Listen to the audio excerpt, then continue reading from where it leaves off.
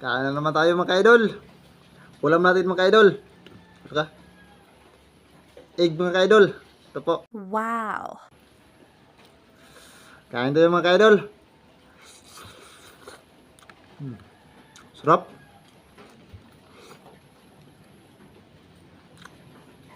Matagal na akong hindi nakaulam ng egg mga ka-idol. Sa Bisaya pa, itlog.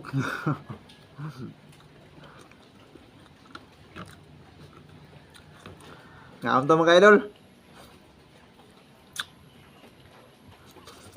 Hmm.